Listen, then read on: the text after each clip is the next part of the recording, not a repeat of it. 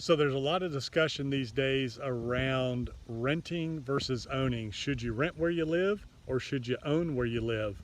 And I think a lot of that decision, obviously it's personal, whether or not you need a house, if you want a yard for your kids and for your dog, and how long you're going to be somewhere, and just what your personal goals are, that you don't want to have to be faced with moving. If you're renting a house in a neighborhood like I'm in right now, there's a lot of options. You can rent a house if you can find one. There's not very many available, or you can buy them. There's some townhouses in here as well. So that whole should you rent where you live or should you own where you live discussion obviously is a personal discussion, but let's talk about it from a strictly financial standpoint. And I think the wrong question is being asked. I think the question is, should you rent where you live versus own where you live? It should be more, should you finance where you live versus rent where you live? So the question is really around the financing. When you look at what the cost of home ownership is these days, and you take a $250,000 to $500,000 house like you see behind me here, well, actually these houses are all in the $400,000 to $500,000 range, but let's say it's a $250,000 to $500,000 house range. The mortgage is the biggest consideration from a financial standpoint, because as you know, on a 30-year loan, you're going to pay 3 to 4 times for that house what you bought it for. And we all know houses are not going to double and triple in value over the next 30 years, more than likely. We've hit stagnation in terms of income. Incomes are not growing exponentially in relation to rents and housing costs and housing values. The only reason we've reached the level of housing values that we're at now, which are basically back to where they were in the peak of the market before the crash in 2008 and 9, we've really only just begun to reach back to those levels prior to the 2008 and 9 crash. It's all about interest rates. Interest rates are so low, it overinflates the price of housing, just like the automobile industry.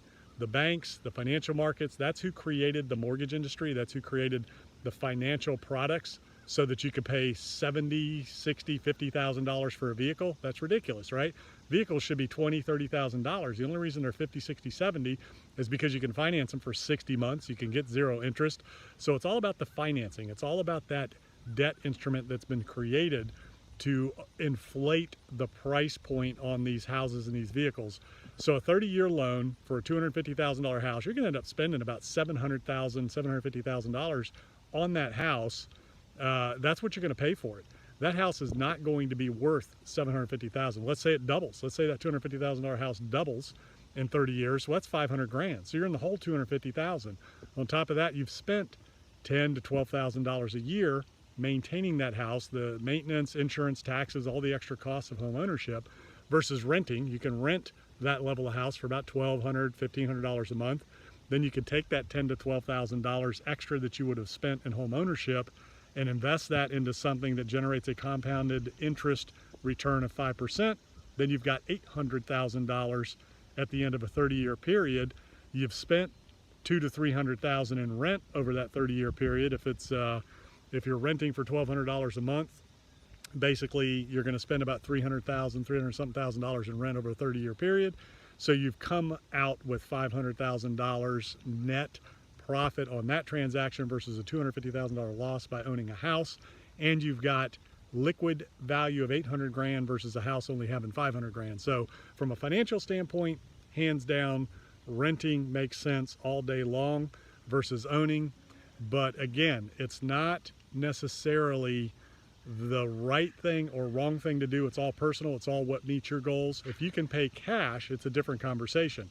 And if you can buy the house where you can make money on it, which is generally going to be a short-term finance deal or a cash deal, and let's say you buy that $250,000 house for $150,000 and you live in it and you sell it, and then it can be a profit at the end of the day.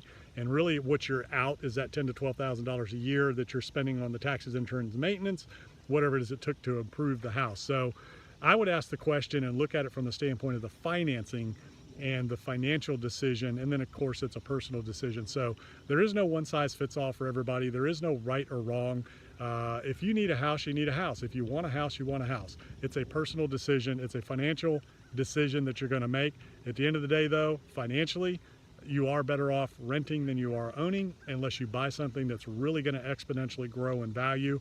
And right now we are not seeing that. We are only seeing housing values get back to where they were at a level prior to the big financial crisis in 2009, when everything tanked and all the housing stock got cut in half in a lot of areas. So those are the things to consider: renting versus renting where you live versus owning where you live, things like that. Whatever the best decision is for you, put it down on paper, look at the math. If you can pay cash and that's what you want to do, that's great. If you have to finance it, look at the overall cost of that financing in the long term and see if there's another way you can skin that cat through owner financing or rent to own or something like that. So that is my 2 cents on owning or renting where you live. I hope it's helpful. I hope it helps you make the right decision, which is your decision. Ultimately, it's what's right for you and your family, and it's what your needs are, what your goals are, and where you ultimately want to be in your life with your investments in your portfolio.